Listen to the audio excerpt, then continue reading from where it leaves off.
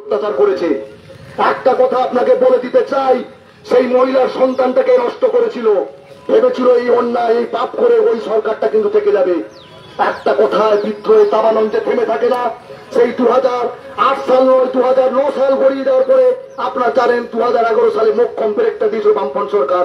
2011 সালে 7ই জানুয়ারি মনে আছে, এই নেতাই গ্রামে 9 জন নিরীহ গ্রামবাসী কিন্তু মরেছিল পুলিশের গুলিতে। তখন কিন্তু বুঝতে পারেন তৎকালীন মুখ্যমন্ত্রী বামফ্রন্ট সরকারের বুদ্ধদেব ভট্টাচার্য মহোদয়। আমার ভালো করে মনে আছে, আপনাদের সকলের মনে আছে, মুখ্যমন্ত্রী পরের দিন মেদিনীপুরে এসেছিলেন।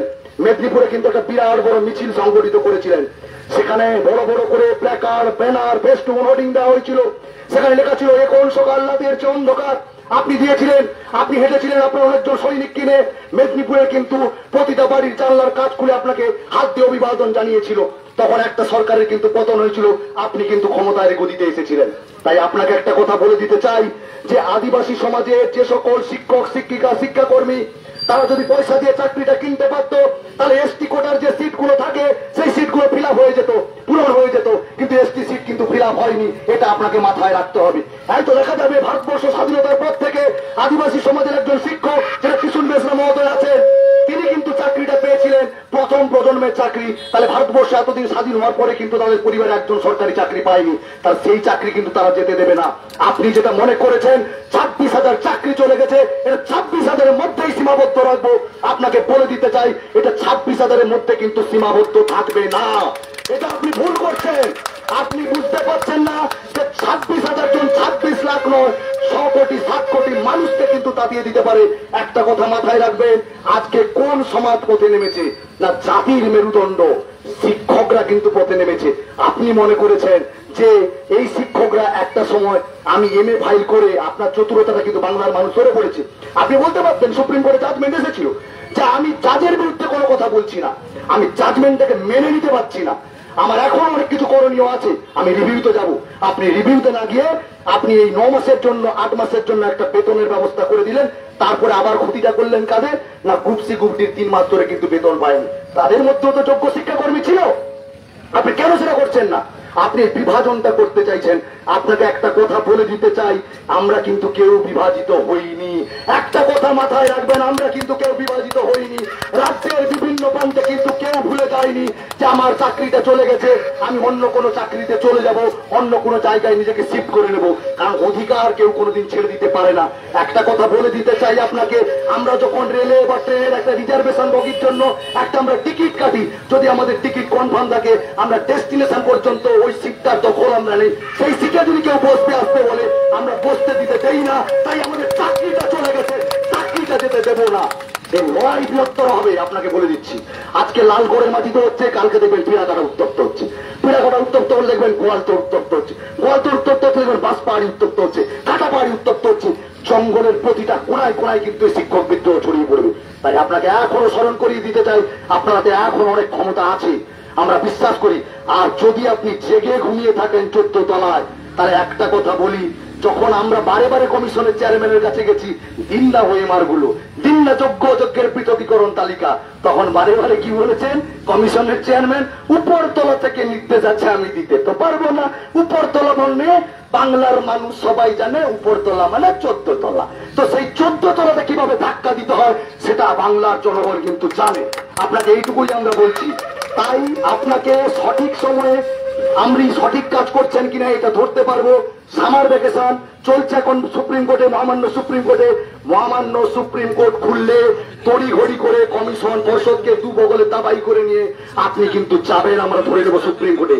এবং সঠিক পদ্ধতিতে আইন মেনে সুপ্রিম কোর্টে বিচার ব্যবস্থায় গিয়ে বলবেন, আপনার দোষ কবুল করবেন যে দুর্নীতির দায় যাদেরকে আমি চাকরি দিয়েছিলাম, চালের সঙ্গে কাপড়কে মিশিয়ে টোটাল চালটা ফেলে দেওয়ার যে আপনি চক্রান্ত করেছিলেন, আপনি নতুন করে আবার গেজেট নোটিফিকেশন নিয়ে এসছেন। আরে বাপরে বাপ, আপনি আবার নতুনদের সঙ্গে, ফ্রেশারদের সঙ্গে, যারা চাকরি করছিল বৈধভাবে, যারা নিয়োগ হয়েছিল তাদের সঙ্গে লড়িয়ে দিতে চাইছেন। সে লড়াইতে আমরা যাব না। যদি লড়াই করতে হয় আপনার এই দুর্বৃত্তায়নের বিরুদ্ধে কিন্তু আমরা লড়াই করব। আপনি পারতেন না আজকে রাজ্যটাকে কোন দিকে নিয়ে গেছেন? মানুষের মৌলিক অধিকার গুলো দিন দিন লঙ্ঘিত হচ্ছে, লুণ্ঠিত হচ্ছে। আজকে ভাবা যায় একটা আরজি কোরের মধ্যে একটা মেডিকেল পাঠরত ছাত্রী, সে এমবিবিএস কমপ্লিট করে পিজি করছে, তাকে কি করলেন, তার সেই আরজি কোরের ভেতর ইনস্টিটিউশন নির্মম ভাবে ধর্ষণ করে তাকে হত্যা করা হলো, তার বিচার কিন্তু পাইনি। যদি আপনি পাঁচটিতে বিচার দিতেন, যদি আপনি কামদুনিতে বিচার দিতেন, যদি হাসখালিতে বিচার দিতেন, যদি কালিয়াগঞ্জে বিচার দিতেন, আপনি রায়গঞ্জে বিচার দিতেন, আপনি তপন দত্ত খুলে বিচার দিতেন, আপনি বরুণ বিশ্বাস খুলে বিচার দিতেন, তাহলে একটা কথা বলে রাখি, সাহস পেত না বাংলার মানুষ এই আর্জিকর করার। আর্জিকরকেও বিচার দিলেন না, হলো কি না আপনার চারদিকে যে লুম্পেনদেরকে আপনি ছড়িয়ে দিয়ে ভাবছেন আমি ক্ষমতাটাকে দখল করে রাখবো, এটা কিন্তু হতে দেওয়া যায় না। তার জন্য আবার হলো কিন্তু কসবা, আর 26,000 চাকরি কিন্তু চলে গেছে। তাই একটা কথা বলছি, এই চাকরিটাকে ফিরিয়ে দিতে গেলে যে কাজগুলো আপনাকে করতে হবে, আপনার প্ল্যান গুলো আর আমরা শুনতে চাই না। ছোট্ট একটা প্ল্যান আছে, সেই প্ল্যানটা হচ্ছে 23 লক্ষ ওএমআর বা 22 লক্ষ ওএমআর। সেই ওএমআর গুলো পাবলিশ করুন, আমাদের সকলকে দিয়ে দেন এবং যোগ্য অযোগ্যের পৃথকীকরণ তালিকা করে অযোগ্যদের সংখ্যাটাকে ঠিক করে তাদেরকে বাদ দিয়ে দেন। অবশ্যই টার্মিনেশন এটা সুপ্রিম কোর্টে যাওয়ার আগে দেওয়ার ব্যবস্থা করুন, না হলে কিন্তু আবার চলবে। এর ট্রেলার আপনাকে দেখিয়েছি, মেদিনীপুরে কিন্তু ভবিষ্যতে প্রত্যেকটা কোনায় কোনায় রাজ্যের প্রত্যেকটা জায়গায় কিন্তু এই আন্দোলনের ঢেউ কিন্তু আছড়ে পড়বে। তাই আপনাকে এখনো সময় আছে যে আপনি যদি নিজের 14 তলাকে জায়গা থেকে অক্ষুণ্ণ করে রাখতে চান, যেটা আমরা আগেও বলেছি যে গণতন্ত্রের ভোট উৎসবে আপনি মানুষের থেকে ভোট নিয়ে আপনি এই 14 তলার চেয়ারটায় বসেছেন। আজকে যদি ম্যাডাম আপনাকে বলি আপনি চেয়ারটা ছেড়ে দেন দেখি ম্যাডাম, ম্যাডাম বলবেন না আমি তো ছাড়বো না। আপনি গণতন্ত্রের ভোট উৎসবে ভোট নিয়ে যদি আপনার অধিকারটাকে আপনি অর্জন করেন, ওই চেয়ারটা যদি 5 বছরের মধ্যে আপনি ছাড়তে না চান, আমরা 60 বছরের নিশ্চয়তার পরীক্ষা দিয়ে যে জায়গাটা আমরা অর্জন করেছিলাম, শিক্ষাঙ্গনের চেয়ারটা যে দখল করেছিলাম, সেই চেয়ারটা আমরা কোনো মতে কাটতে দিতে পারি না, আমরা কাটতে দেবো না। না হলে কিন্তু এই পশ্চিমাঞ্চল শুধু দেখছেন লালগড়, পশ্চিমাঞ্চল উত্তপ্ত হবে। আর পশ্চিমাঞ্চল উত্তপ্ত হলে কি হতে পারে আপনি জানেন, কারণ সিঙ্গুর আপনাকে কিন্তু রাজনৈতিক মাইলেজ দেয়নি, সিঙ্গুর আপনাকে কিন্তু রাজনৈতিক মাইলেজ দেয়নি।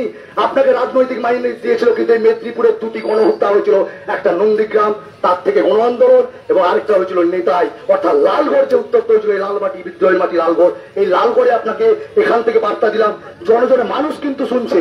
আপনি মনে করেন যে 26,000 মধ্যে সীমাবদ্ধ রেখে দেবেন না, এই শ্রমিক কৃষক মেহনতি খেটে খাওয়া মানুষের পরিবারের সন্তান অর্থাৎ শিক্ষার্থীরা তারা সরকারি বিদ্যালয়ে পড়াশোনা করে আজকে অভিভাবক অভিভাবকেরা বুঝতে শিখেছেন যে আমাদের সন্তানদের আখেরে ক্ষতি করছে কিন্তু সরকার বাহাদুর, আর সরকার বাহাদুরের মাথায় বসে আছেন আপনি।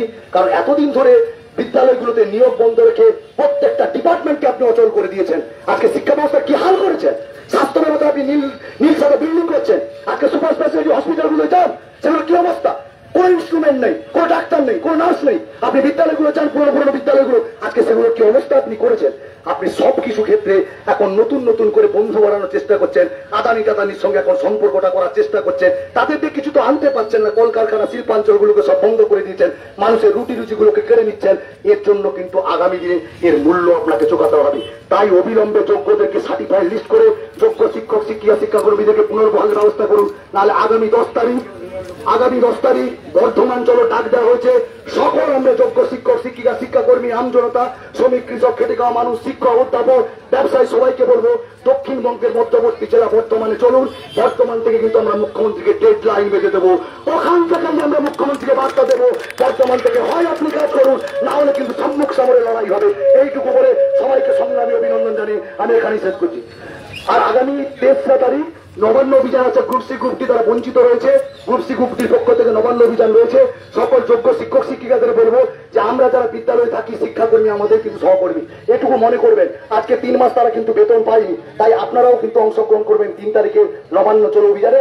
যেখানে যখন যেখানে যেভাবে আন্দোলন হবে সব আন্দোলনকে নৈতিকভাবে সমর্থন করে আমাদের লড়াইটা কিন্তু সরকারকে ঠেলে দেওয়ার লড়াই। আমি বারে বারে বলছি নয়, আমরা বারে বারে বলেছি আপনি ওখানে ঠিকঠাক থাকুন, আপনি যাবেন কি যাবেন না একজন শিক্ষক হিসেবে আমরা ডিটারমাইন করতে পারি না, কিন্তু আপনি তো নজরুল মঞ্চে বলে দিচ্ছে আমার যাওয়ার সময় হলো দাও বিদা।